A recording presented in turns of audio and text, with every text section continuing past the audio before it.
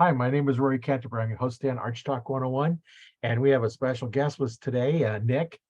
He's going to join us on the show and talk about all the exciting archery things he's been doing. And in his background, it looks like he has a nice little elk in the back that I'd like to hear about that hunt. Welcome to the show, Yeah. Nick. Hi. Yeah, the elk in the background actually isn't one that I shot. So that one was from a friend who passed away, who was a taxidermist, and so we needed a place to put it. So here it is. Well, it's nice that you'll be able to preserve it and you know where it come from and everything else. Yep. Yep. So introduce yourself to our audience and let us know a little something about you. Okay. I'm Nick Holloway. See, I've got a little archery shop in Emmett, Idaho. I've been doing archery. I think I talked my dad into letting me buy a little bear Indian bow when I was about 6 years old. So I've been doing it ever since. I was pretty fortunate to have an uncle who was really good at archery and understood it really well. And so I learned quickly at a young age how to set my stuff up and do my own thing, kind of. So I've never even really been to an archery shop besides mine. I've never had anyone work on my stuff except for my uncle and me. So it's kind of a funny situation when I look at everybody else, you know. So yeah, that's how I got started. You know, my dad wasn't a big hunter. He went hunting once in a while, and he had a bow, and he would shoot it, you know, at his buddy's house or something, I guess. And so my uncle, who was really into archery, I was a little kid with a million questions. I'd follow him around and drive him completely crazy. And he would let me, from the time I was about 13 until I was 18, I went to his hunting camp, which was a big family camp. And we would have, I mean, the sign said anywhere from 1 to 60 people at any given time that we hung on the tree, you know. And we would tune bows all day long and shoot bows. And, you know, in the morning and the evening, we would go out and hunt for deer and elk every day. So it was a pretty fun experience. I got to stay there even without my family being involved. I would just stay in a little tent, or maybe with my uncle in the camper, and he would pick me up on his way to and from his hunting camp. My mom would let me go. So I would stay there for a week in his tent and ride his 4-wheeler around and try to get a deer. You know, it was pretty funny, actually, but a good time for sure. So. Yeah. So is your shop just basically for you, or do you work on other people's equipment? Or we do. We work on all kinds of stuff, whatever comes in. We do a little bit of crossbow stuff. You know, we sell bow tech and diamond bows mostly right now, just because we're small in a small town. Got a little website going, so hopefully someday that takes off a little bit. But what's the name of your shop? It's Low Mountain Archery. Low Mountain Archery. Okay. Yeah.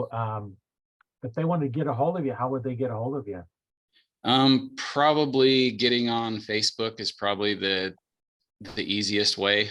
I also have a construction business, so I'm always up in the mountains building, working on houses and stuff, and so I'm in and out a lot. We're only open in the evenings and Saturdays. So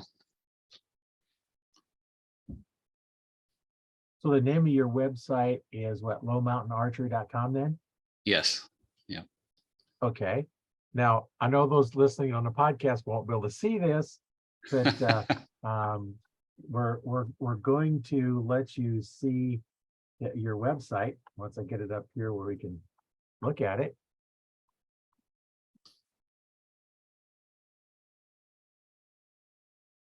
Click the right buttons. There we go. There's your website. A lot of good information out here. I'm assuming you got bows. Yeah, we're working on all of it all the time. It's, you know, something we're doing on our own after work, so it's a slow process, but yeah. Yep.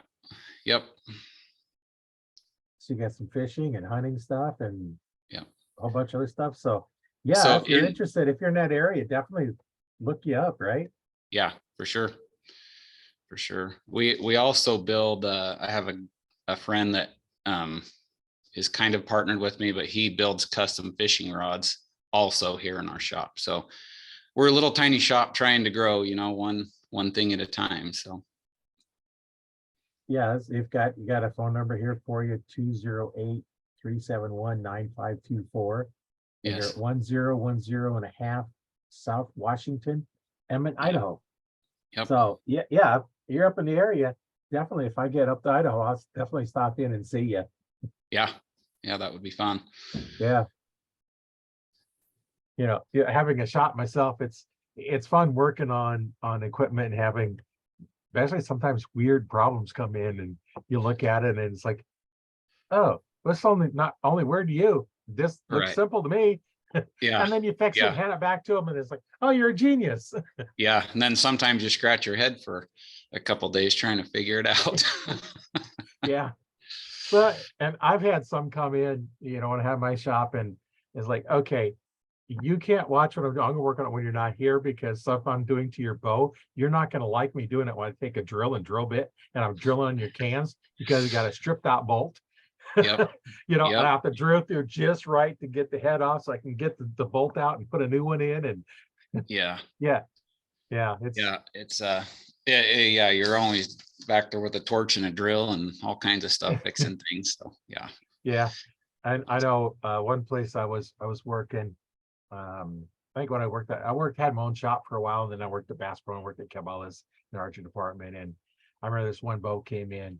I don't know why it was, but PSC had changed, threaded where the sight bolts on was the wrong thread. uh-huh. And I knew what the thread was, so I could figure that out.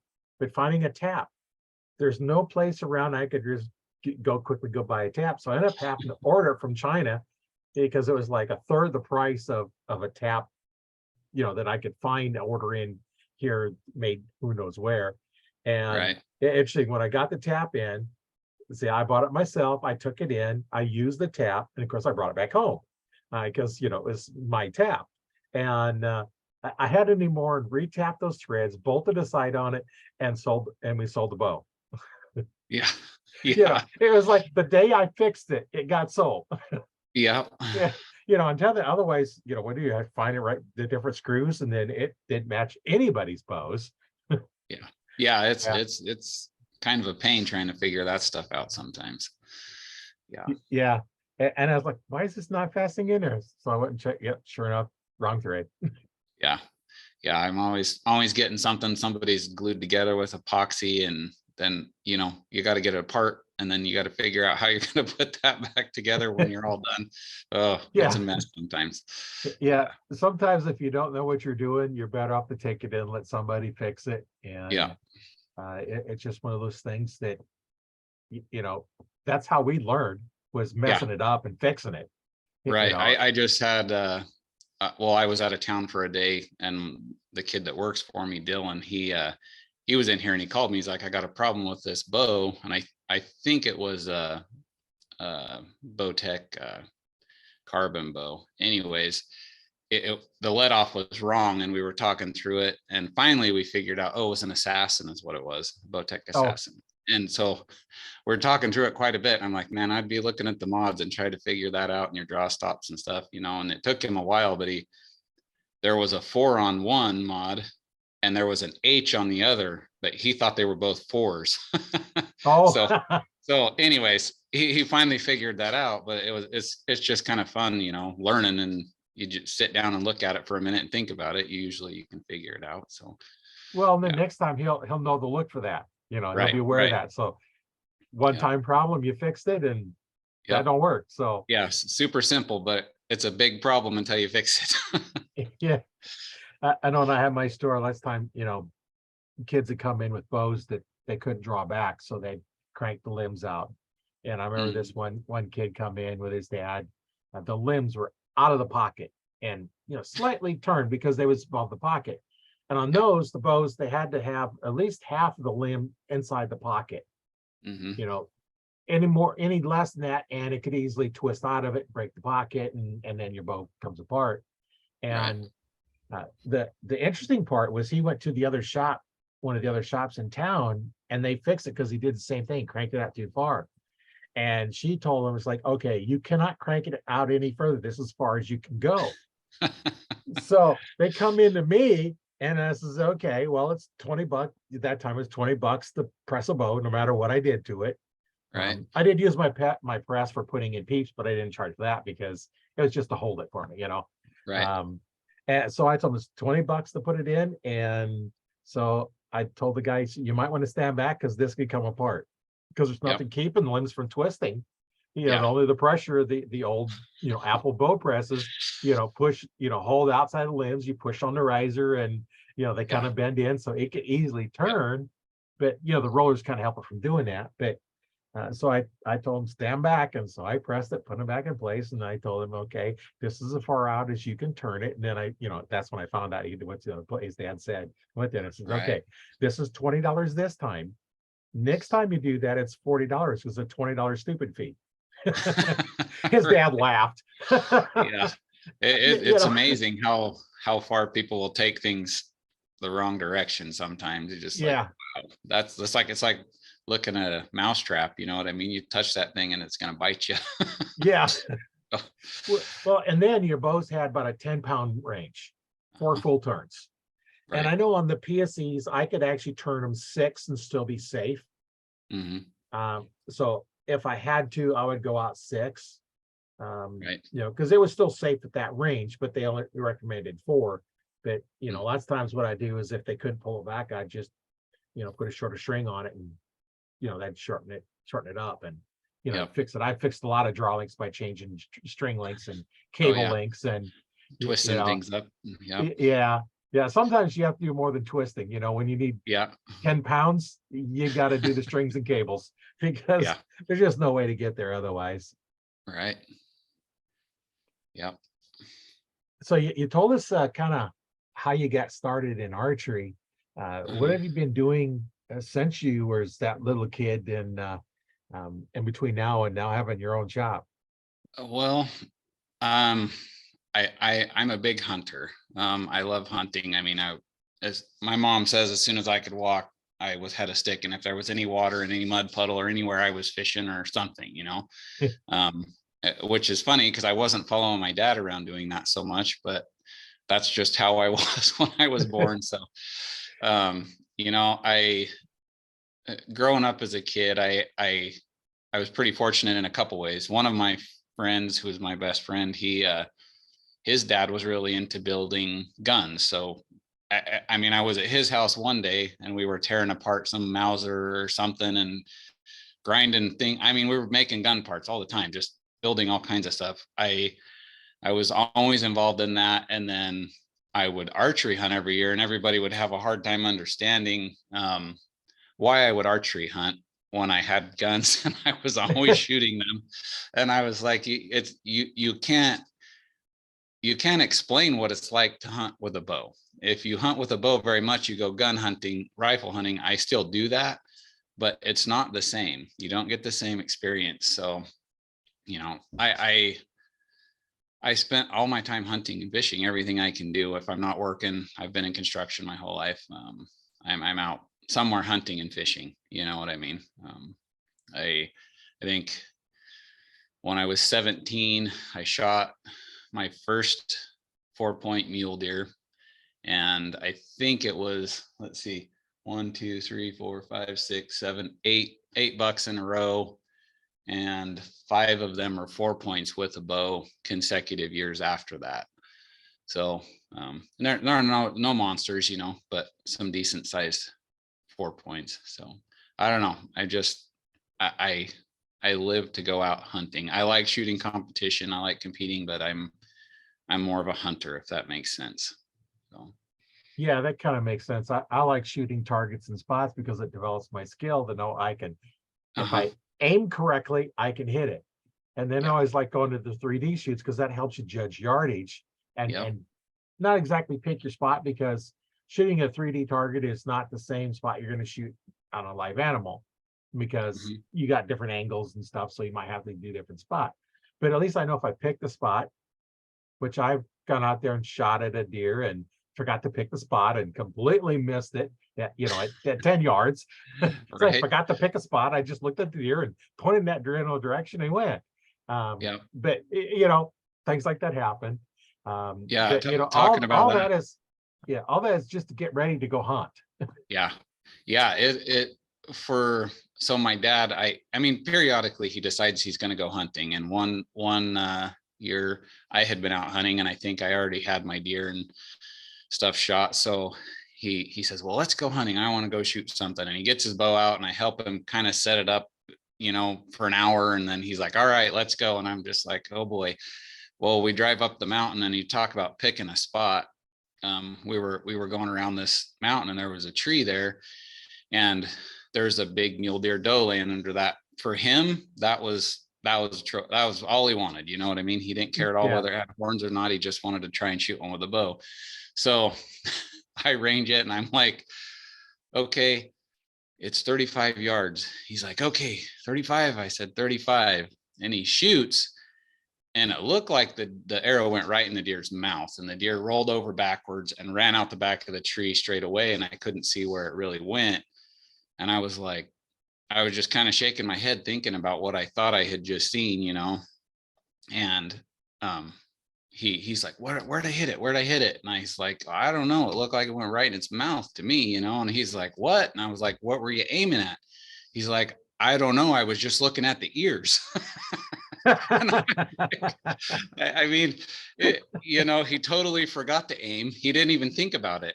I mean, besides nothing happened. He just got lucky and it actually went through the deer's nose and it came out the back of the head. That deer still ran like, I don't know, 400 yards. So I don't know. It was just a funny experience, but you talk about picking a spot and the more you hunt with archery equipment, the more you learn how important that really is and how much effort it takes on your part to do that when an animal shows up.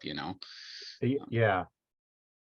Even just, I remember the first time I went to a 3D shoot, shooting at the foam animal target was a little nerve-wracking. It's like, and then after I was like, well, it's just foam.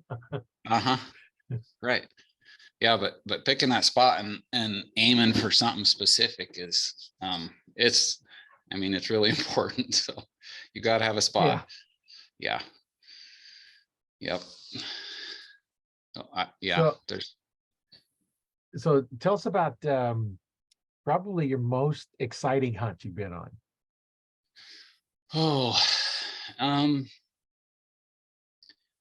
Well, I don't know. I've had a lot of really fun hunts with the bow. I'll just tell you, last year I was busy with work and had a lot of things going on. So I wasn't able to get the time that I really like. I mean, I would like to have at least a week or maybe 2 to go elk hunting, but work wasn't letting me do that. So I only had 3 days and I had a buddy, he said, let's go. We went out a couple of times. We were calling elk. And I mean, we were just right. I bugled so much that I almost couldn't talk. My throat was so sore for 2 days, and we were just in bulls and it just no matter what we did, it wouldn't work out. We were crawling around in the brush with them. Every time we got there, the wind would shift just a little bit and they would just move just out of range. And so we spent 2 days bugling and talking to bulls from, daylight till dark practically.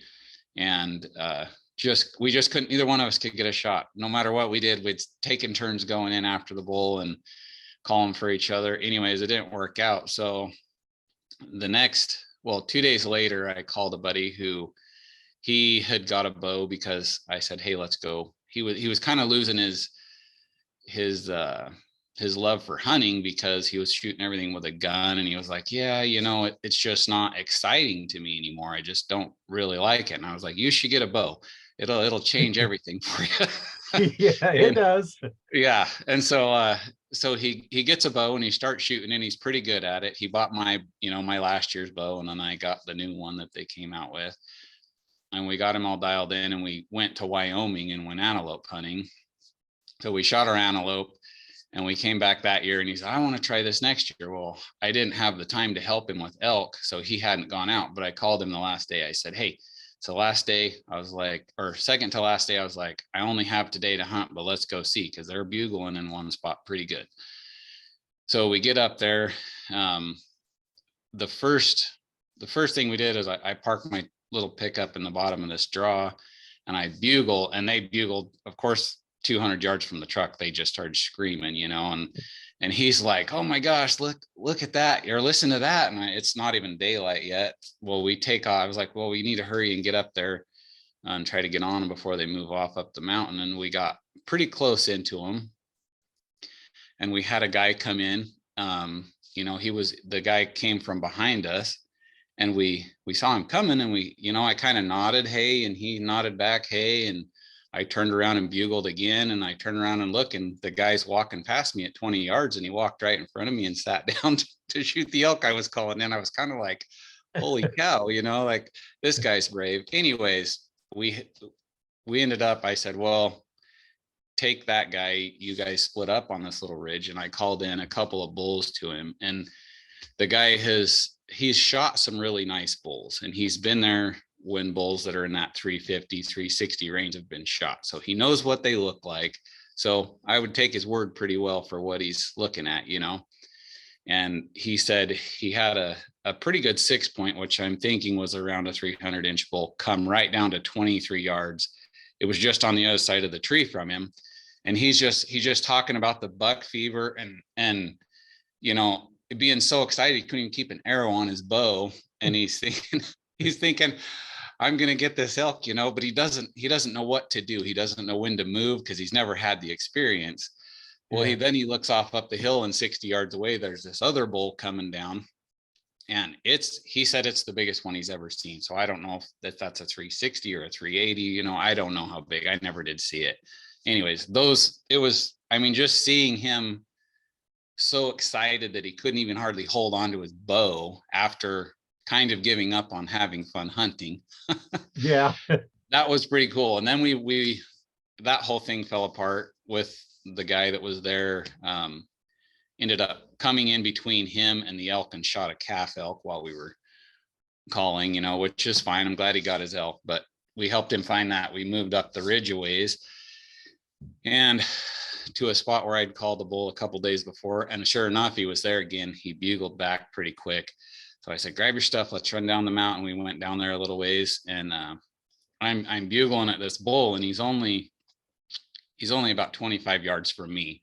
And my buddy's on the other side of the bush. And I have a big chaparral bush in front of me, between me and the elk, and there's a tree, and he's just killing the tree on the other side, right? There's branches flying around. He's going crazy. I'm throwing logs, stomping, ripping grass out of the ground, making every noise I can think of that sounds like an elk to get him to step out. But he was close enough that he just wouldn't do it. He was like, nope, I'm waiting until I see you. And then, every elk hunter's nightmare when you're bugling on a bull, you feel the wind hit the back of your neck. And I was just like, well, what do I do now? Because I got this big bush in front of me and I can't go around it quick enough. So I just climbed literally right through this bush, right in front of my guy that was trying to get a shot.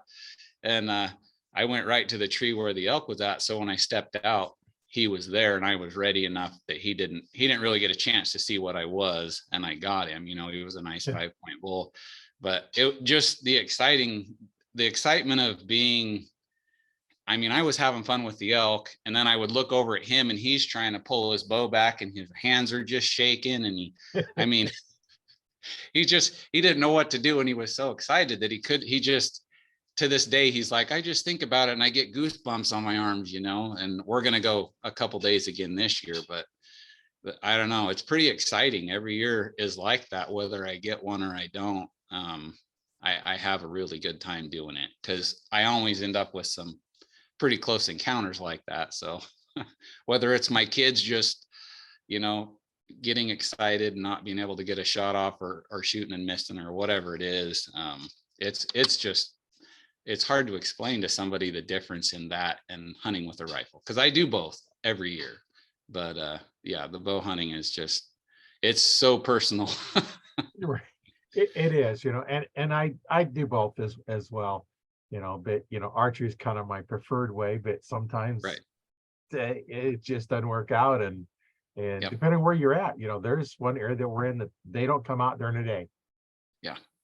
So they come out right before sunrise, and you know, sometimes you just can't get them. You got to sit back a ways so they finally get to you when it's daylight, and it's an open field, so you can't put anything out there. So that one spot's pretty much your rifle, because we Yep. got to be able to wait for them to come out. When they come out a half hour before shooting time, what do you do? You're going to miss them in archery because they're not going Yeah. to be there.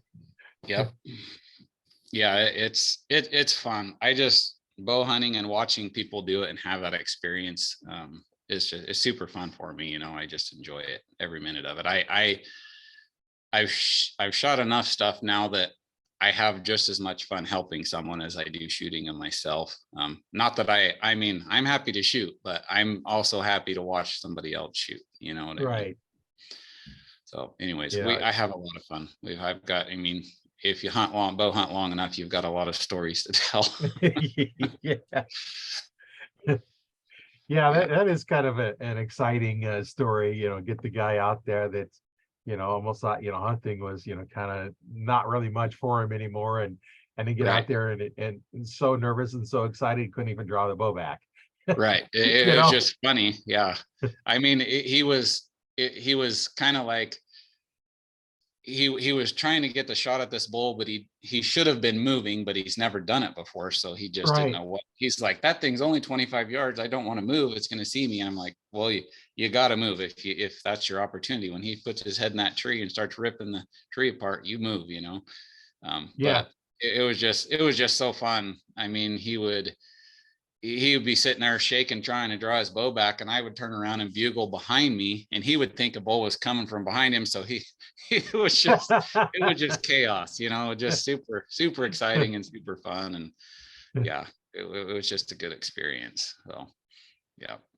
Yeah, that sounds like that's kind of the fun part of elk, is you bugle and they answer back, where the deer, you grunt, you don't really hear them grunting back at you as much as you do like with an elk. And yeah, it's different. I was hunting with some friends earlier this year, and they were from back east, and so they were really big into turkey hunting. We were hunting turkeys, and we did pretty good on the turkey hunt.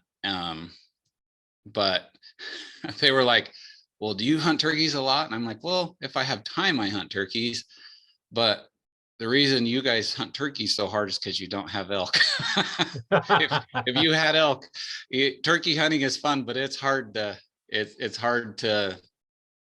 compare the two, to me anyways. Like, I had a lot of fun hunting turkeys this year, but it's just funny because elk hunting it's just hard to explain once you've learned enough about it and you learn how to get in them and they start talking. Like, it's second to none, I think.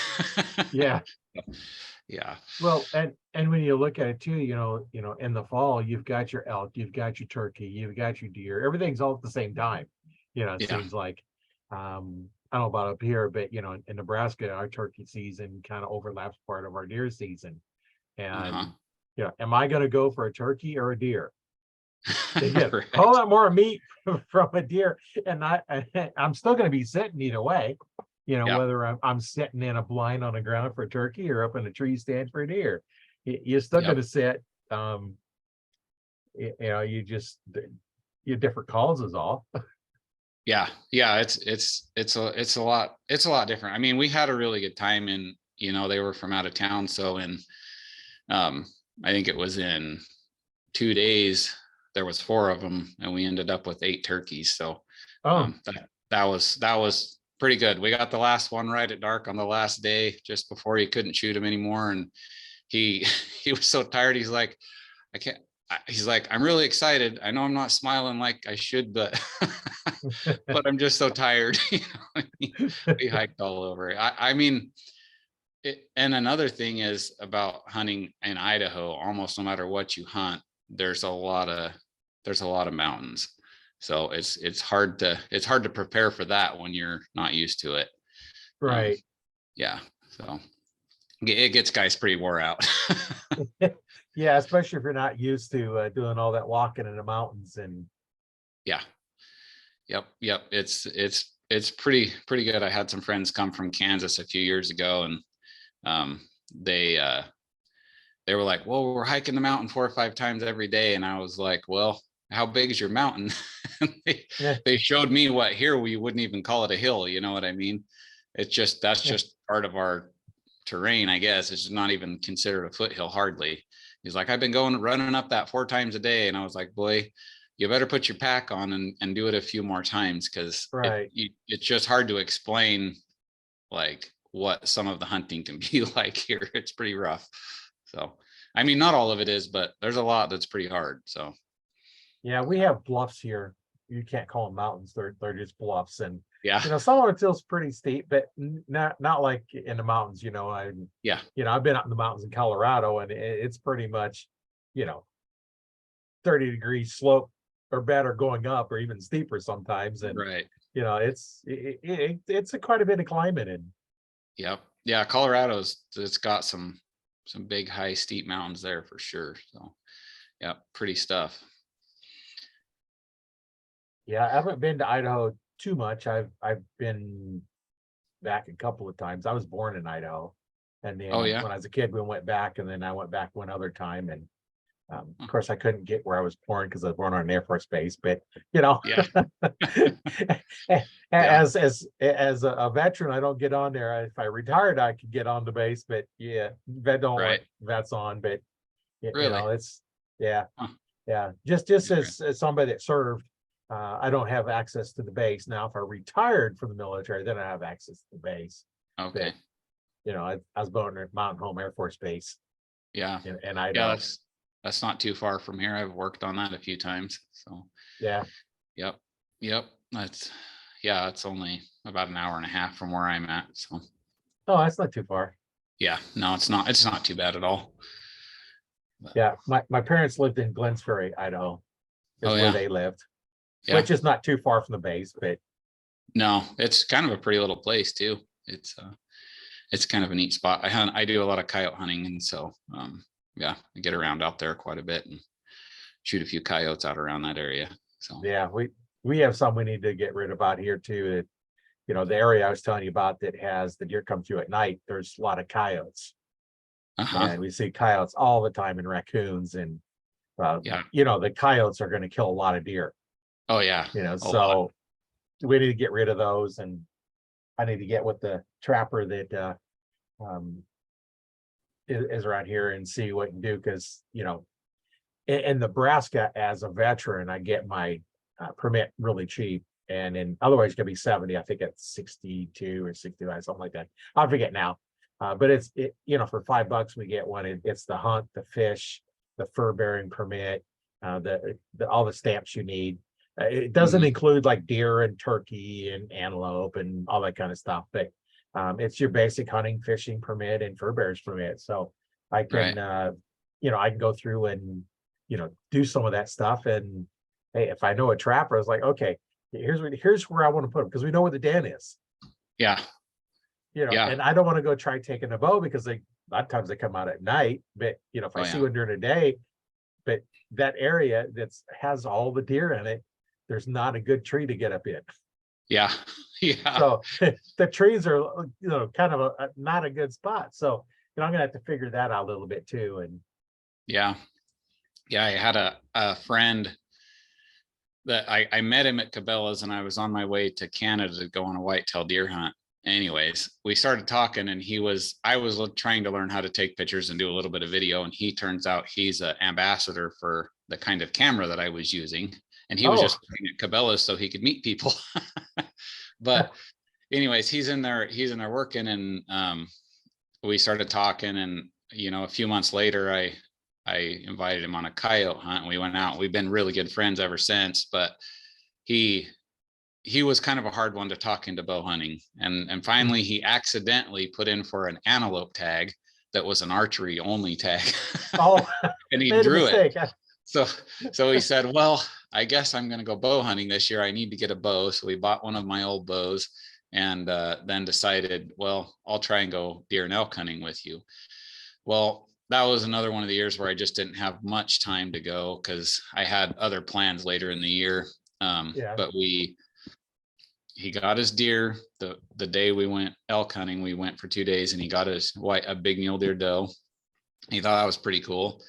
And then I had one day that I could hunt antelope with him, and I said, well, go out there and check it out, see what you see, and then we'll go out there on this one day. I'll help you, and then you can hunt there by yourself after that. Anyways, he comes back with a picture of a buck that was, just a nice antelope buck, and he said, this is the one I want to get. He's kind of got a gimp on his leg. It looks like maybe somebody had already shot at him and he had a cut on his lower leg. I was like, okay, the chances of us finding that are almost zero. Antelope just don't stay in one spot very good, and so we go out there and we're looking around, and there's just not many antelope out there that time when we're doing spot and stock. And as we're heading down this one ridge into a big flat meadow where there was some water, the coyotes started howling really good. And we're just walking, and I mean, they're only 300 yards away from us, and they're just howling like crazy. And he goes, you want to shoot a coyote? And I was like, what do you mean? I was like, you want to try with your bow and I'll call for you? He goes, yeah, that's what I want.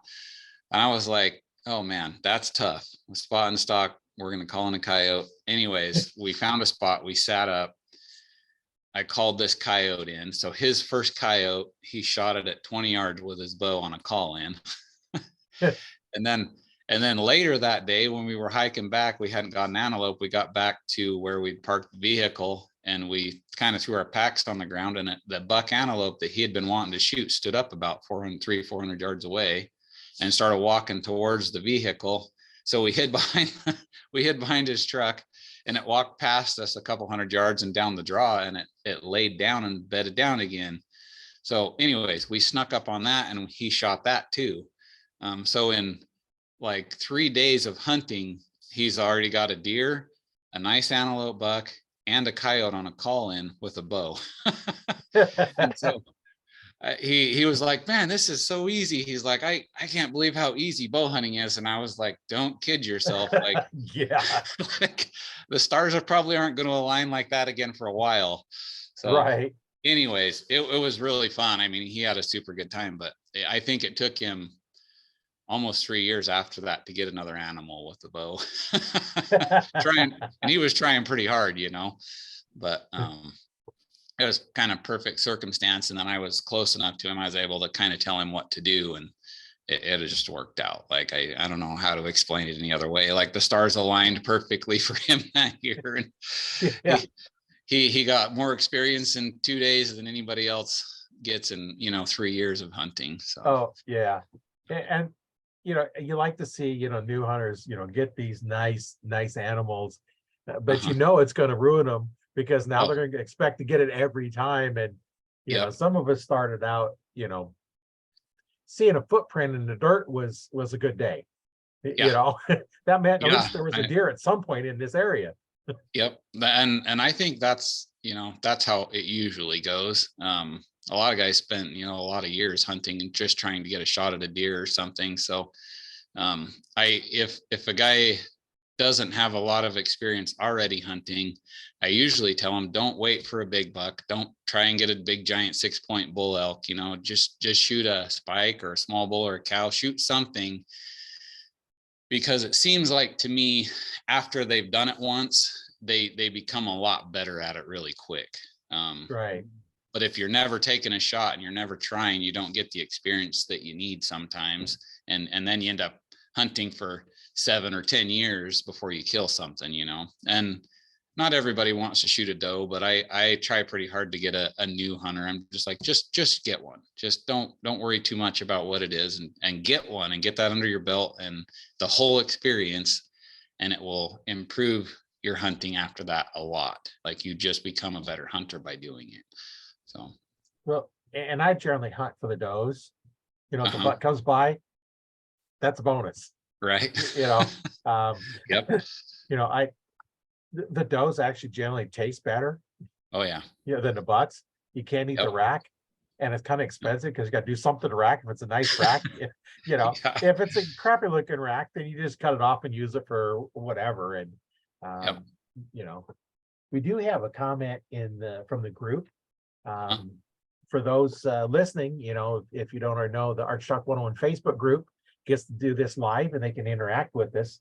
Jim says, past my prime for elk hunting, but it sounds like such a great challenge, especially with traditional equipment. He's a traditional archer, so he doesn't have the compound. He's got, the stick and the string, and Yep. it's it would definitely be a challenge. You got to get a little closer. Yeah. If I, I've actually met some guys. I haven't hunted them a lot myself with traditional archery. I just got into compounds when I was a kid, so that's what I've done. But he actually preferred using traditional archery equipment. He got rid of all of his compound stuff because wherever he was calling, it was pretty thick. And he said he didn't have enough time to draw that bow back and aim. And the last time I talked to that guy, he was 5 for 5 years in a row. And the farthest one he shot was 7 yards.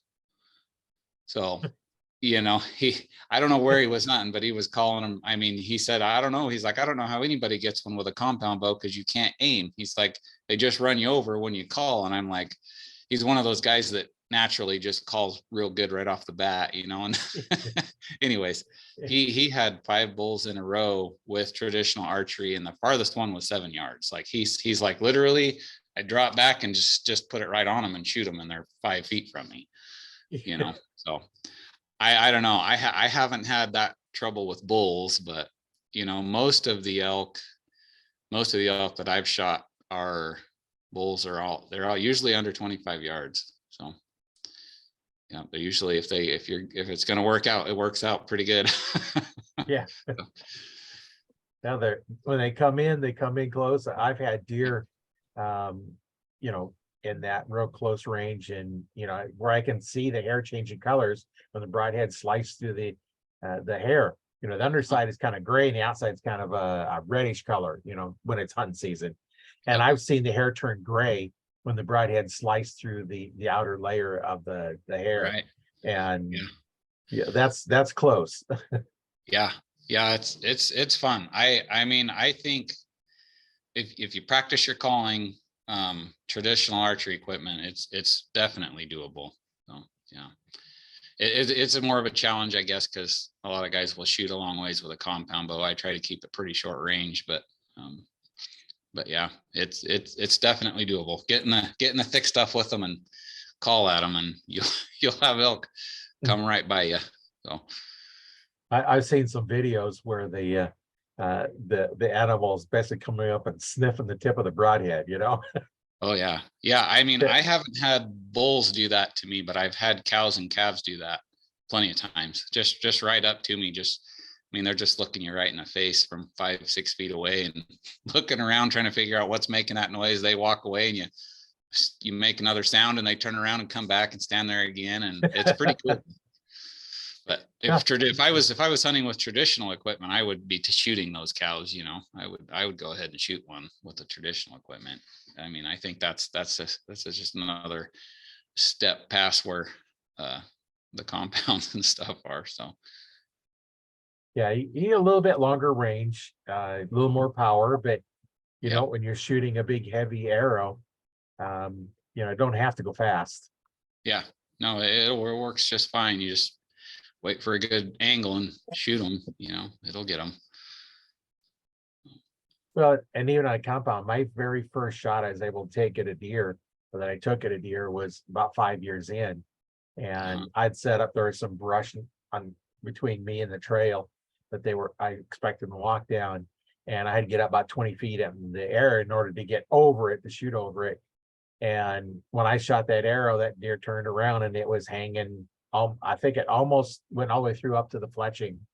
And I was shooting 52 pounds.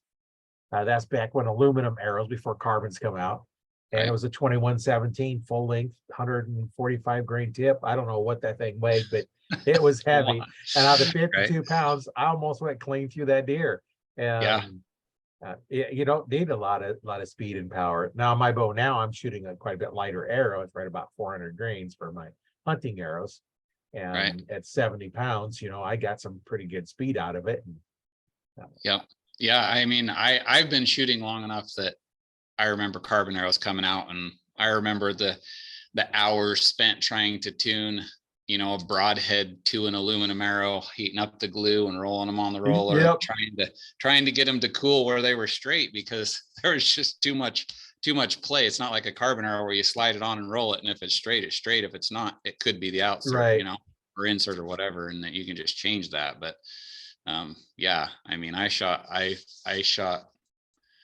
probably shot 20 animals with a bow with aluminum arrows, and big heavy ones. I mean, I shot a lot of pounds for a little while. I mean, 25 14s and 440 grain 4-blade broadheads and 5-inch feathers on them, and all kinds of things, trying to make them shoot straight, So, but yeah, Yeah. it's a lot different now. Yeah. I used to shoot the XX78s, which was the straightest aluminum you could get at the time. Yeah. Of course, back then it was like $65 a dozen for those, where you could get the cheaper ones for like 30. So I was Right. paying double, almost double the price for them. But the straighter the shaft, the tighter the grooves. Yep. And when you're trying to send a broadhead down there, and and you're tweaking, and like you said, you line of fletching up, and then I was shooting a 4-blade, so it kind of a little bit different that time. And then I Yep. since switched to 3 blades, and then you line up the fletching even with it, and that's how you get the most, the best flight out of them. That's Yep. what I found with the aluminum. And yeah, heating them up and twisting them a little bit, heat them up, twist them a little bit. And then if you go too far, you got to turn about 90 an 120 degrees, 270 or something.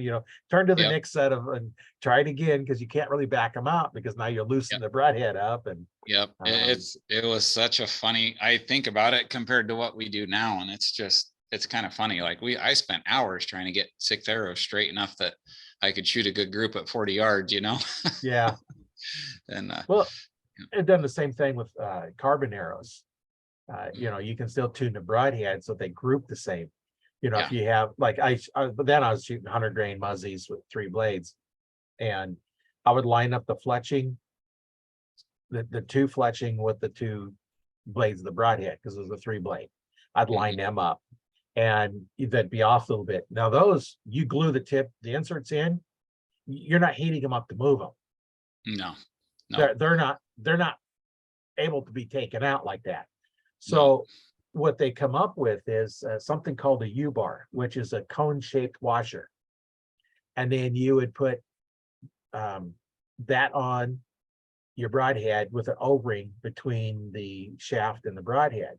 So that cone-shaped washer, you would crank it down, and now you could tighten it up or loosen it up a little bit, and you could do that fine tuning that we used to do by heating up the aluminum, the hot melt glue. Right. We could do it. So you'd tune them in there, and I got where I could group my arrows tight enough that I could hit X's with my broadheads. Right. Yep. But don't shoot field tips out of that bow, because they don't come anywhere close. Right. But I didn't care, because I knew my broadheads were hitting where I needed. Right. Exactly. It's hard. Like I tune my broadheads and my field points to shoot pretty close to the same now, but I'm not really worried about it. Like most guys, even guys that come into the shop, they want them to be exactly the same. And it's hard to understand, or it's hard to get for me to worry very much about that, because I'm like, man, you don't remember what we used to go through. As long as the broadhead shoots really, really good, I don't really care if my field points are 3 inches to the right, you know what I mean, or left, right, or wherever. But I spend quite a bit of time helping guys get their field points to shoot the same, because that gives them some sort of comfort. So yeah, but it's not the same as the way it was, it was definitely a lot more work and a lot more time involved in trying to get things to work right. So yeah. And I can remember one time when I was trying to get the most consistent, most accurate arrow I could. And, with the XX78s, they're 0015 straightness. And I'm figuring, okay, I want the total weight of the arrow, and I'm doing field tips. I want the total weight of the arrow to be exactly the same, because they're going to leave at the exact same speed.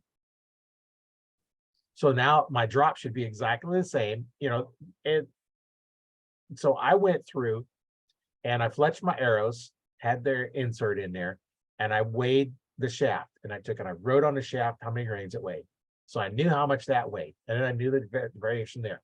And then I took all my, because having the store, I'd buy my points in a 100 bag. And so I'd go through and weigh all my points until I could match them up. So they're all the same. Now, some of them I couldn't get quite close. So I'm filing the back of the insert before I glue it in.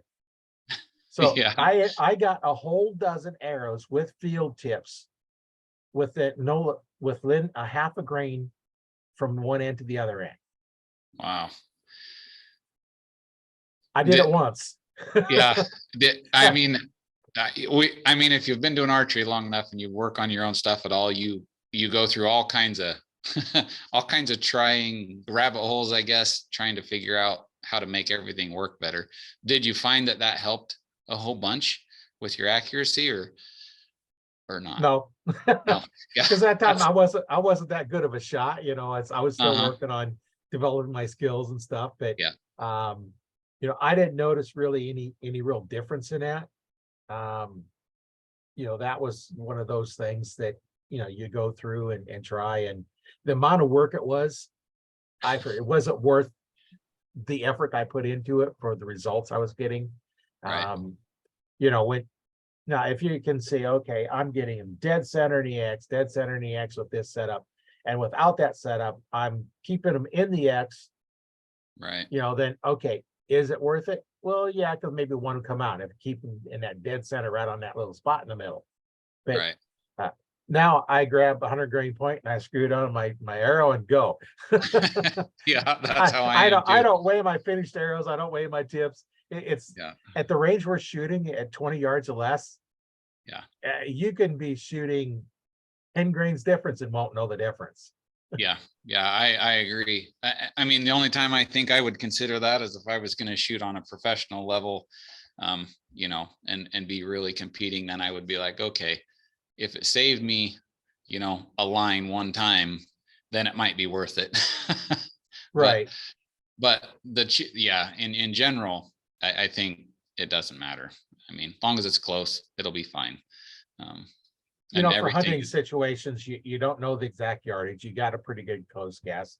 Now, if you use one of those rangefinders, you know the exact yardage, but you still got an animal that's moving on you. Yeah. So they can easily take a stab and be off. But if you're looking at, you're competing in a 300 round and the winning scores are 300. Yeah. All the top scores are 300. Who wins with most number X's? Yep. And, if you can get one more X, that might mean you win. So there I can see somebody that's at that level, the top levels, the professional levels, or, your Olympic levels. And, those might be worthwhile to have, one more X, or two more X's because their arrows are that much closer. An inside X instead of an outside X, or just that little tiny difference that made the difference, But in general, I don't think that that's a necessary thing to do for most people. No. When I remember one time when I was in one archery club, we had a broadhead sighting and day. So we had a broadhead target out about 10 yards.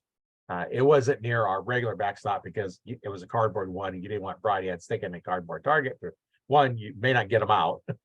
Right. And two, it does tear them up. So we had a broadhead target, 10 yards. I was amazed at how many people couldn't hit the 2-foot square target.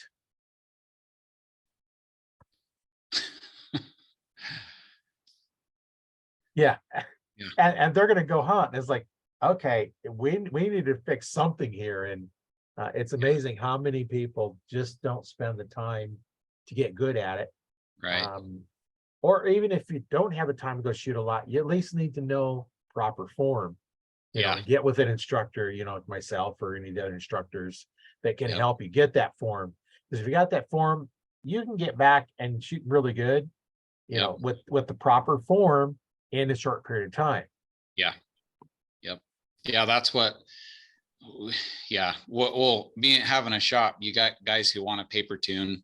Some guys don't even want to shoot through the paper. They just want you to paper tune it, which doesn't mean that for them it's going to be a bullet hole, but you get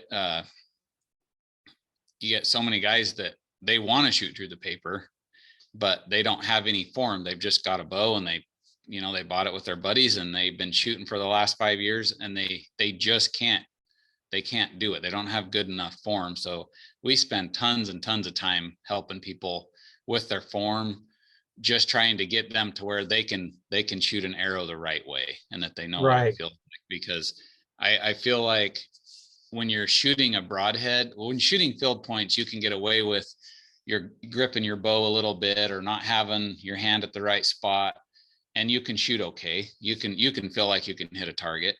But as soon as you put broadheads on there, all the little different pressures and the different things that you do, it opens your group up significantly all of a sudden. So for hunting, like, I feel like you should be able to make the best shot that you can, and it's worth going and getting your bow tuned right and getting enough instruction so that you have proper form and you can actually shoot an arrow that's going to go straight. You know what I mean?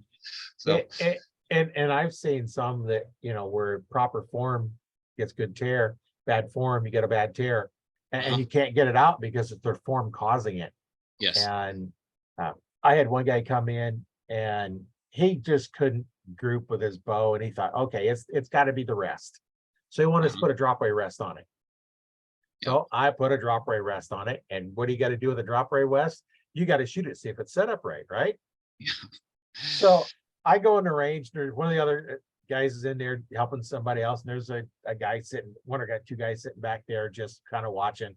And I go in, I take the first and I shot. It's like, well, not too bad. Try another. So Robin Hood and arrow. And the guy says, I never seen anybody do this. Like, yeah, well, that's the second one I've got working at the archery store, and I got like 6 others. I quit shooting single spots just for that reason, because you busting knocks all the time, and you just don't want to do that. And then the guy said, I could not group shooting this bow at all. And the first thing he thinks, well, dude, it's you, because I just stuck 2 arrows together. I put them in the same hole. And it's really hard. Some people are easy to tell that to, and some are not as easy. Yeah. But I didn't say it that way, but a little more tactful. Yeah. It really makes a giant difference. Like like your grip on your bow is probably your first thing that I think needs to be right. And then the second thing, you got to have an anchor point. And then from there, you can start working on your trigger and letting an arrow go right, but you've got to get a couple of things straight first. You got to start building your foundation somewhere. And I think got to get your grip first so that you're not torquing the bow or grabbing it or twisting it or whatever. And then, you start back. And I really try to teach people not to, like, you get the guy who's new and he wants his arrows to hit in the middle of the target. And when you're brand new, it's okay to sight your bow in, but if your arrows are 3 inches to the right today, and then you move your sight, and then you come back tomorrow and you're a little bit different. So now you're 2 inches low, and it's not anything to do with the bow at all. It's just a matter of learning to be consistent enough to shoot. I mean, I've watched guys for months chase their sights around, and I'm trying to tell them, stop doing that. Just don't move your sights and just shoot for 2 weeks and try to do it the same way every time. And until they do that, they never can get their bow sighted in, because they're just all over the place. It's just, but I say all over the place. They're 2 inches one way, and then they're 2 inches that way. And those are inconsistencies usually in the archer that cause all of that. Right. I know I've gone through and it's like, there's no target to shoot at. It's just a blank backstop. Shoot. You hit the backstop, you're good. You miss the backstop, we're going to talk about what you're doing drastically wrong. But hit the backstop anywhere, doesn't matter where it goes, and then work on that. I know when I first learned back tension release, we shot with our eyes closed. There's like 10 or 15 of us, something like that. Just standing close enough to the backstop that we could lean forward, grab their arm, pull it back out, and we're shooting with our eyes closed, just to learn the form. And and it's amazing how many times once you open your eyes, your form goes to crap. and there's no target to shoot at. It's just a blank. It all looks the same because it's all just edge of the cardboard. And then close your eyes until you finally do it. And now you do it enough that there's techniques that I use if my form goes to crap that I can fix. And Yeah, one of the yeah, things I use, I have a string that's the length of my drawing. I put it around my thumb and I can shoot. And when my form is correct, that string jumps straight off my hand to the target. If it doesn't do that, my form's off. So I keep working on that. And I can work on that without having a bow in my hand.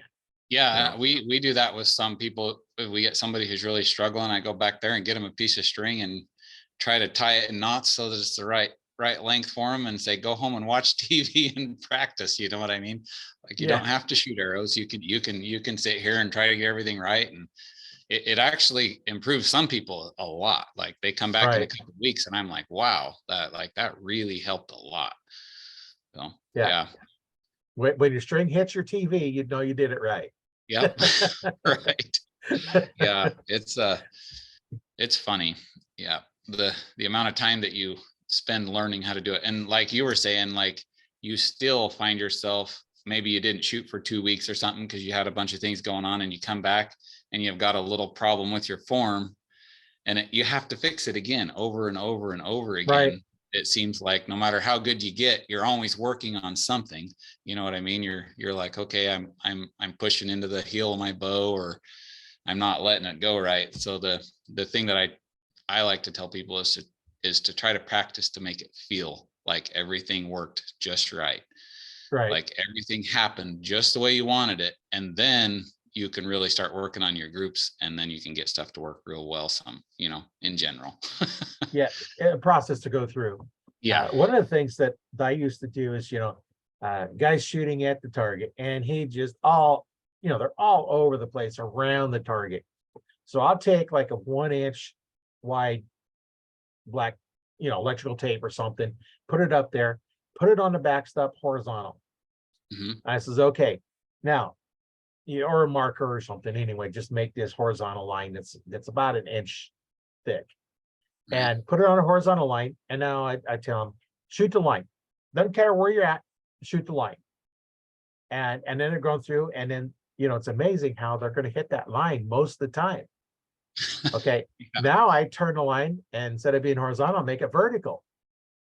It's amazing how much they hit that line. Well, you've now just hit a 1-inch circle. Yeah. You just proved to yourself that no matter where it is horizontally, you can hit that 1-inch wide line, or vertical, you hit that 1-inch wide line. Your X ring is only a 1-inch diameter circle. Yeah. You should be able to put every shot in that X ring. Like, oh, yeah.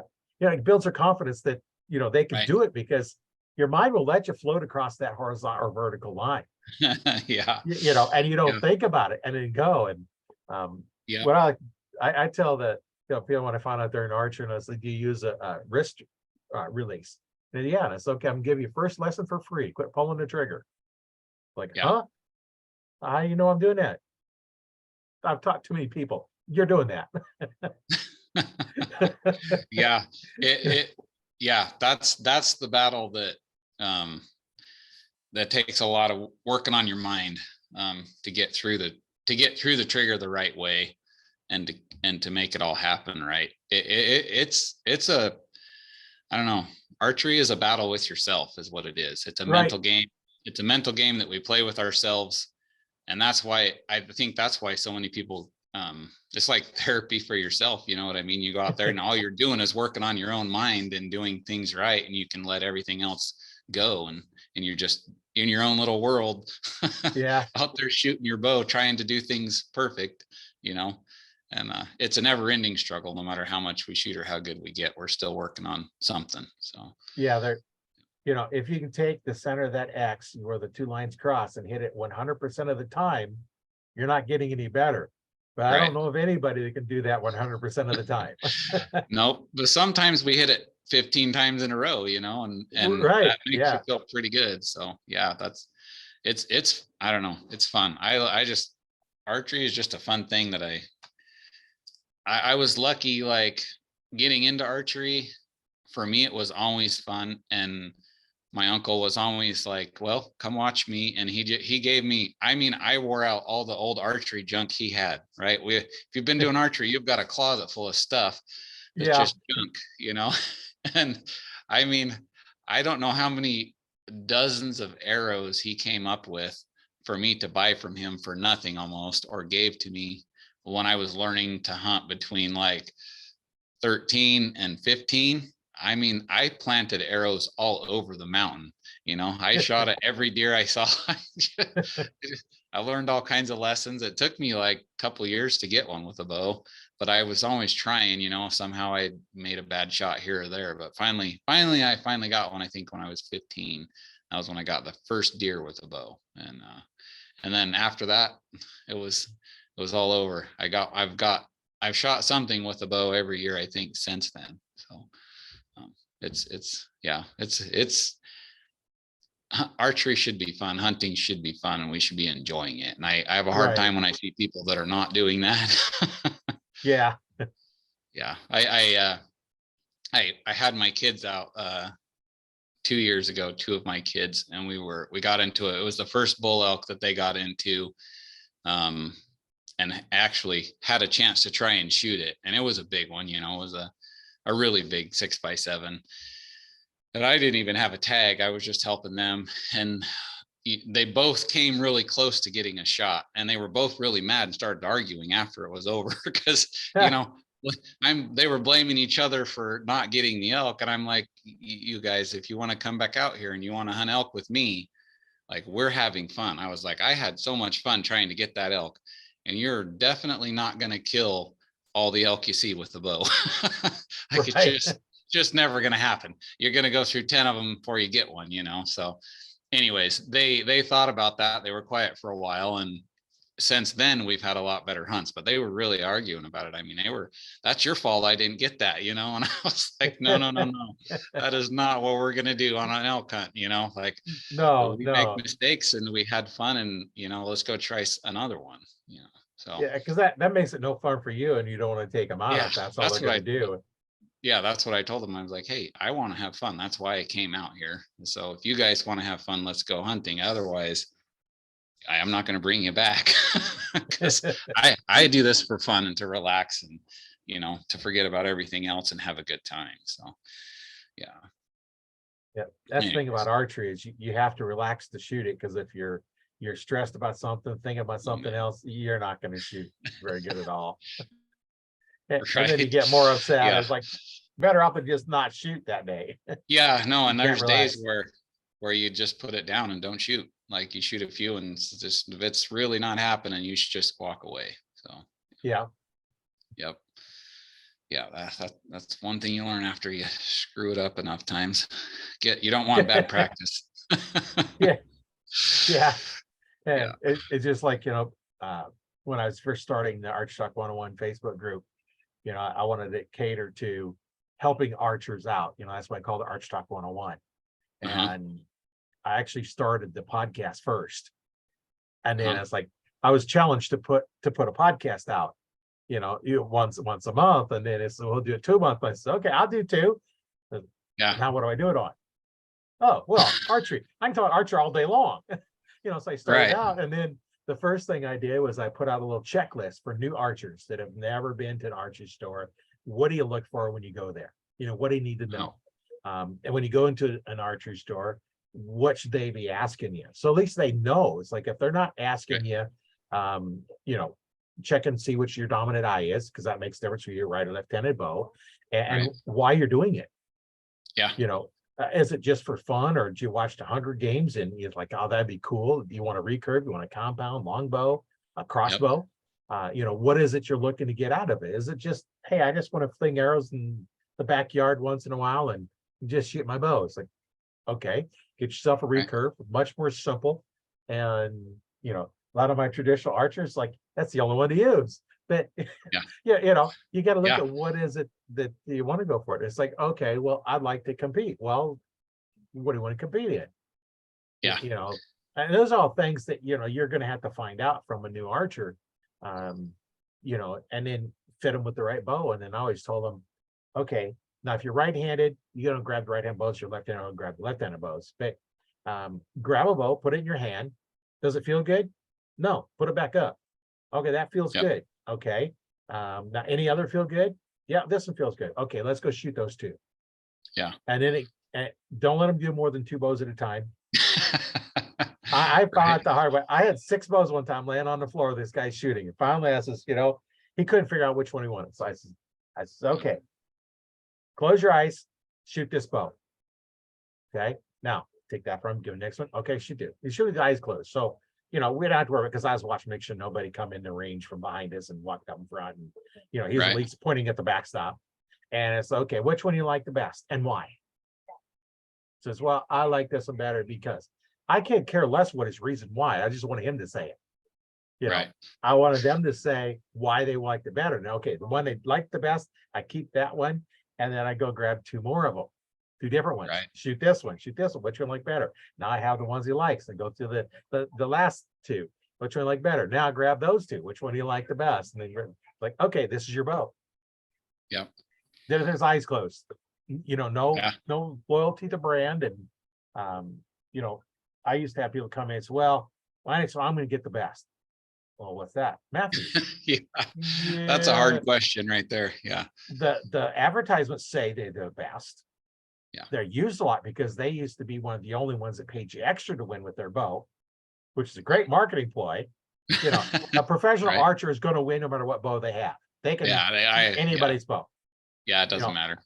But if you're a professional, you're doing this for the money as well as fun. But if you can get an extra $2,000, $5,000 for taking first place with the Matthews bow over somebody else's, aren't you going to take the extra money? Right. Now there are some that they like this bow and they don't care if they don't pay as much. This is the bow they like, and that's what you should do. And Right. Those come in with an open mind. I used to get them in my PSEs all the time. Yeah. Those without an open mind, you're not getting them out of there. And I didn't try. The Hoyt shooters were a little bit different, but now there's, that was before Elite come out, and Bowtech I don't think was around. Your Diamond bows wasn't around, and there's other one, Elite. All those are bows that didn't exist back when I was first started in this. 20, what was it, 23 years ago, or 22 years ago. Yeah. They didn't exist. And in fact, carbons were just coming out. And the very first carbons had outserts on it. And the carbon fibers are laid from the knock to the tip in that orientation. And when they broke, they shattered, basically exploded fiberglass fragments all over. Yeah. Or carbon fiber fragments all over. And it's like, there's no way I'm going to shoot a carbon arrow. There's no way. Yeah, it was when those arrows came out. Yeah, I remember seeing guys shoot deer, and there's a spot that big through the deer that there's just carbon all over the place in that meat. You just about couldn't eat any of it because you didn't know where the stuff went. So we were pretty leery of carbon for quite a while when it first came out. Yeah, and then they come out with the cross weave where you're running horizontal and vertical and lay that out, and those they snap clean. And then POs that come with the X weave, which is actually looks like little, instead of being horizontal and vertical, they actually go crosswise. Yeah. Like that's what calling the X, because when you look down the shaft, they look like a bunch of X's. And those are a real tough shaft as well. And there I took one night when I was at my range, how tough some of those arrows are. At least your better quality ones. I was shooting at my broadhead target at my range, and I was tired after working all day long, and I missed and hit the concrete wall. Yeah. With a muzzy broadhead. Oh boy. And I go up there, and the shaft is laying on the ground, the muzzy broadhead sticking in a concrete block. I reach up, and it had the muzzy broadhead with half the insert on it. The other half had broken, was in the shaft. And I think it was broke. I don't remember now, but I pulled the broadhead out of the concrete block and looked at it. Not a bit of damage on that point. Jeez. I still have the broadhead. I don't even know which one it is anymore because I never marked it. So I still have that broadhead. Didn't even mess it up. So I pick up the shaft, and it was cracked that back about an inch. Yeah. So I cut it off and let my kid use it. Yeah, I'm surprised. Like, we shoot a little bit of 3D, or I don't know what you call it. It's only 20 yards, but we set 3D targets up and have a bow shoot every year.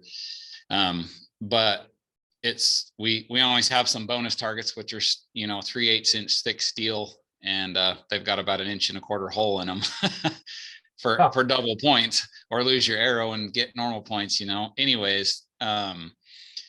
There's some arrows, like one that surprises me is the Black Eagle Deep Impact. Right. That arrow, even though it's got an aluminum outsert, I've seen bows that set at about 60 pounds, 65 pounds. We had one arrow hit that steel plate, I think 12 times in a row before it bent the outsert or broke the arrow. All it was doing was shooting the nocks out the back. Oh, that's a tough shaft. Yeah, it's really tough. And some of the other arrows are that tough, but not for whatever reason. The way the design of that outsert is, it's really tough. Like, it shocks me. It'll bend because it's aluminum, but it's really tough. But some of like your Victory TKOs, if those hit it right, if it doesn't break the outsert, it usually won't break the arrow. Like, the arrow will survive like the deep impact. I mean, it's kind of crazy. Like, watching the steel get shot hundreds of times is it's educational anyways. So, but yeah, there's some stuff out there that it's surprisingly tough. Like, you're not going to shoot it into a bone on an animal. It's not going to break, if it hits sideways, it would, but not straight on. So yeah. And I've hit thigh bones with my Muzzy, and it still went through, shattered the bone. And fortunately you catch an artery and they're gonna die, but otherwise it's limping around. But, right. Yeah, that Muzzy, but the only thing I haven't been able to go through is that part of that shoulder blade that has that big bone on it. It don't go through that, but it'll go through the other part of the shoulder blade. A little bit lower one. Yeah, there's all kinds of stories with all kinds of broadheads going through all kinds of bones, and there's all kinds of stories where they didn't. So yeah, I tell everybody, don't try it. Don't count on that working, and no. aim in a good spot, because you don't want to hit bones if you can help it, for sure. Well, the rib bones are kind of the bone that would, if you hit any of them, that's going to be the one that you would most likely hit. And a good durable broadhead's going to go through them. Yeah, those bones are fine, but shoulder bones and everything else, I try not to hit them if I can help it. Yeah. Yeah, that's not good when you hit one of them shoulder bones. And now the shoulder blade itself, I go through them fairly often, and no problems with that, but it's a little bit softer. Yeah, right. Yeah, about like a rib bone. Yeah, you hit the right part of that, it goes through pretty good. So yep. Yeah, that's a lot of interesting stories. You got some I figured, looking at your profile, it's like you're gonna have some cool stories, and I was right. I've been I've almost been doing archery as long as you have, and I've shot a lot of stuff with a bow. I mean, one other thing I think that people don't realize happens is how fast animals move. Oh yeah. I used to take a lot longer shots, and I'm perfectly capable of making good long shots, but animals don't hold still, and no, they don't. And so you see bad things happen taking long shots. And then I've even had, I went to Africa one time, and I shot a zebra, and the zebra was only at 23 yards, and it's coming into a water hole, so it's going to give me a good shot sooner or later. And the guide said, can you hit the spot? And I'm like, from here, yeah, I can hit the spot. I can hit a quarter on the zebra. You just tell me where you want me to hit it. So he told me where he wanted to hit it, and I shot, and you could see my arrow hit that into that black line right in the perfect spot, and the zebra kind of leaned towards the tank and ran away. Well, the zebra just kept running away. Like, it never stopped. And so the guide's like, I don't know what happened, like that arrow hit a good spot. I was like, oh yeah, it hit the spot you told me to shoot at, anyways. So he said, well, would you be willing to shoot it with a rifle now that you've shot it? And I'm like, of course I would. I want to know exactly what happened. However we can get it, let's go get it, Yeah, let's go get it. And so they, we got the rifle out, and we jumped in the truck and drove across the desert for a mile, and finally found it and shot it. And what had happened was, as you go back and you watch the video, and that zebra when I shot, it was trying to get out of the way or jump in the string or whatever. It laid completely sideways on top of that water tank. It happened faster than you could see. So that arrow still hit the same place, but it stayed between the ribs and the hide inside. It never went inside the chest cavity, all the way to the backbone. So there was about this much arrow sticking out of the spot that I needed to hit. But it never hit anything that mattered. It didn't do anything. I mean, eventually that arrow would have fallen out and the zebra would have probably lived with us with a broadhead in his, his backbone. But I mean, how would you ever see that happen? Like, we didn't know what happened till after the whole thing was over. And I'm like, they're like, well, let's go inside and eat dinner. I'm like, no, I'm going over there where the butcher is. I want to see, what happened to that thing. Right. And then after I saw it, I'm like, well, how did that happen? And I went back and started watching the video and slowed it down. And, it's just crazy. But it's not always that you made a bad shot. It's not always that you screwed up. It's not that you had a bad broadhead. It's just you're hunting a wild animal and they don't hold still, and they're trying not to get killed. Right. So, and who would have thought it would have laid over sideways? Yeah, I mean, it was completely horizontal on top of the tank, and you didn't see it happen. It just laid down and gone, and we were just all like, why is that thing still going across the desert? You know what I mean?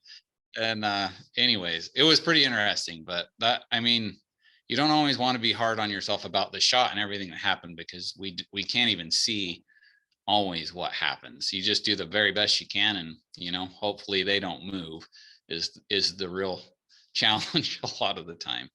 So, well, you said you're what, 23 yards away? Yeah.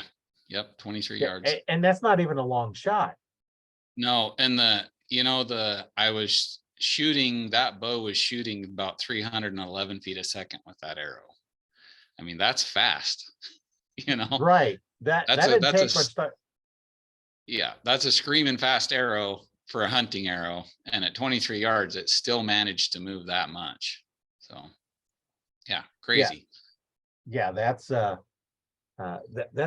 yeah, like I said, that's crazy that it could do that much movement in that short period of time. From the time that it heard the sound and the arrow got there, it laid over horizontal. Yes. And just basically got a scratch. Yeah. I mean, it bled quite a bit because I had a flesh wound, but it wasn't going to die from it for sure. Like it would have lived.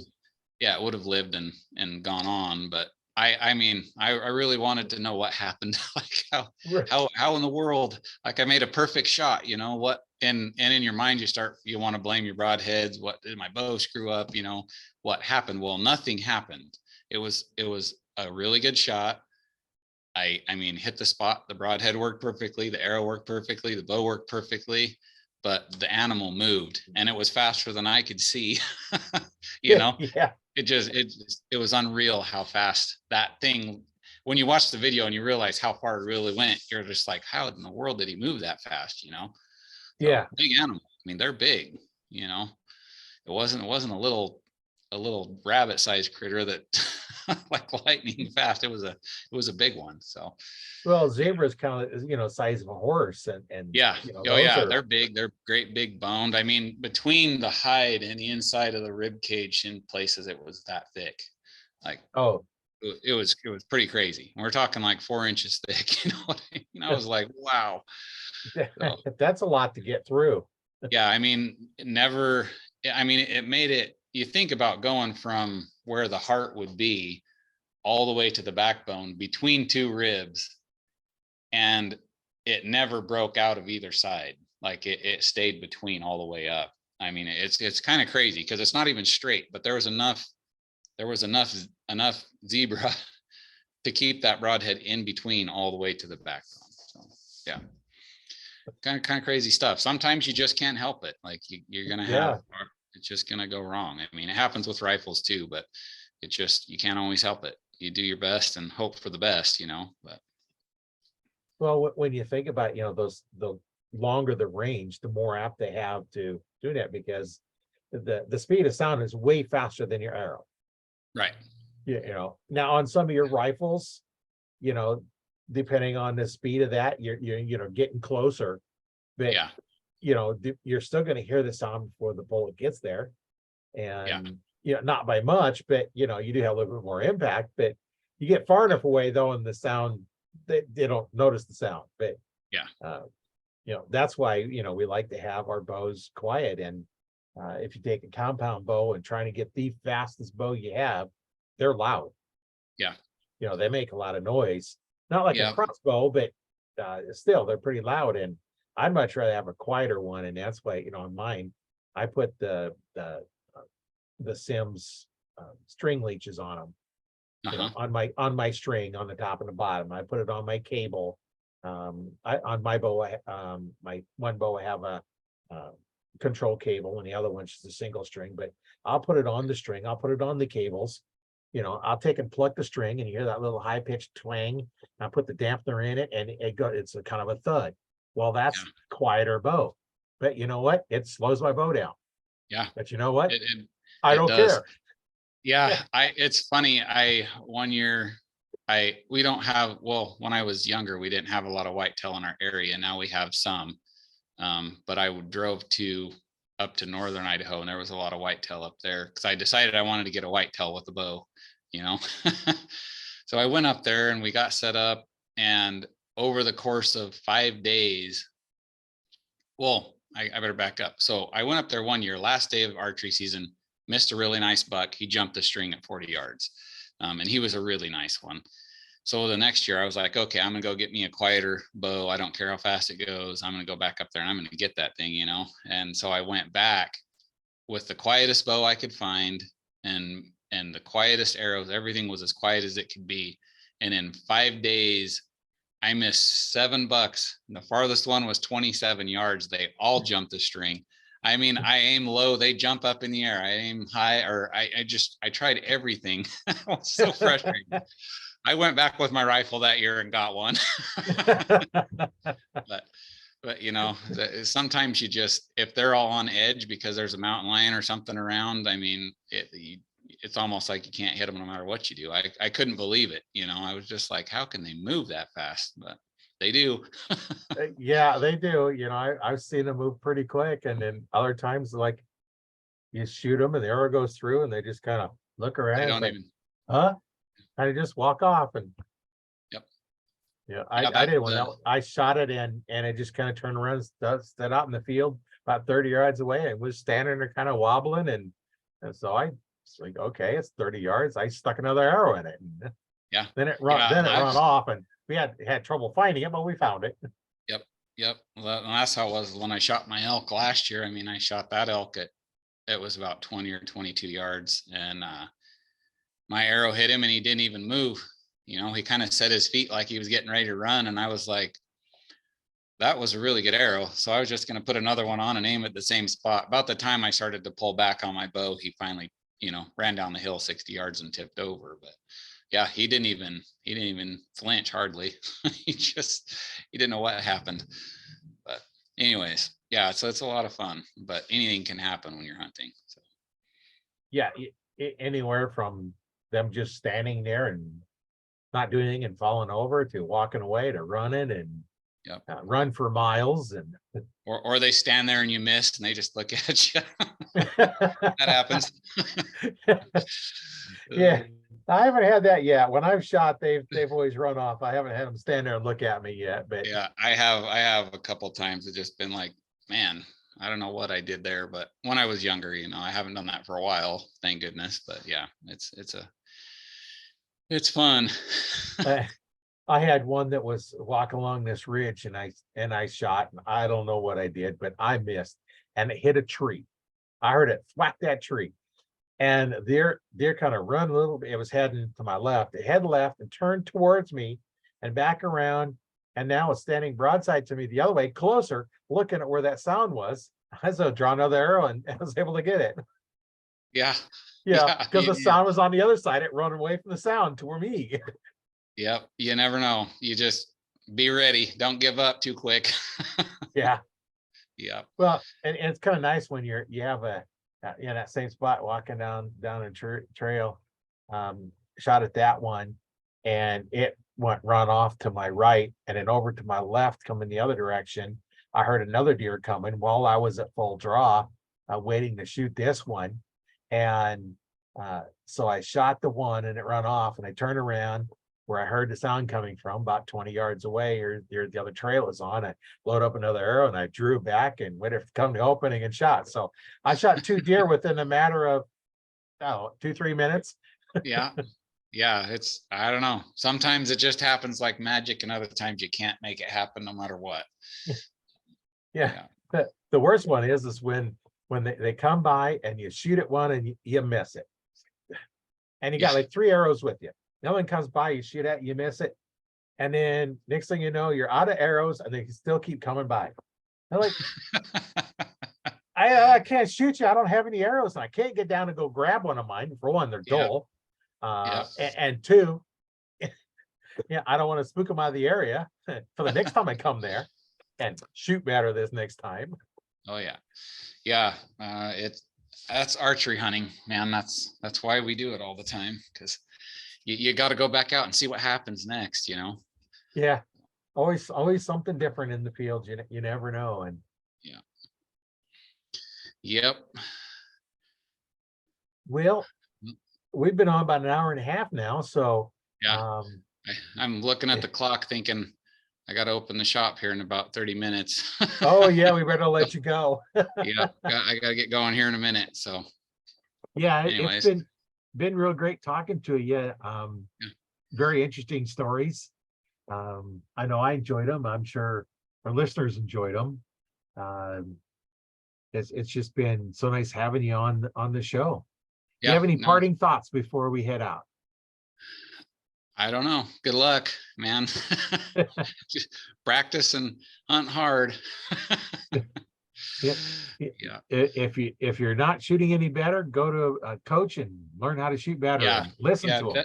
Definitely, it's worth it to spend a little bit of time with somebody who can help you out if you're having any trouble. I mean, go to your archery shop, make sure your bow's tuned right. Those things make a really big difference at the end of the day when you're hunting. So your success will go up for sure.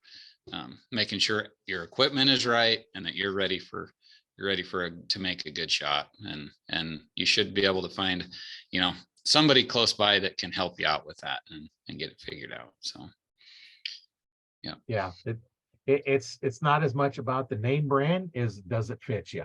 Yes, exactly. Make sure you're comfortable and you're having fun, and your success will go up for sure. So, yep. So, but I'd like to anyways, thank you for, Yep. Go ahead. Thanks for having me on. It's been fun talking. So, yeah, that's the thing. You get a couple archers together, we can talk for hours. Yeah, right. You just never ends. You can talk forever. Hunters are. It's a problem when they get together and start talking every time, and you can't stop. So, yeah. Yep. Anyways, all right. Well, it was good meeting you, and maybe we'll see you again someday. Yeah. My name is Roy Canterbury, host today on Arch Talk 101, and stay tuned for the next one. We have more exciting podcasts coming up, so don't miss them.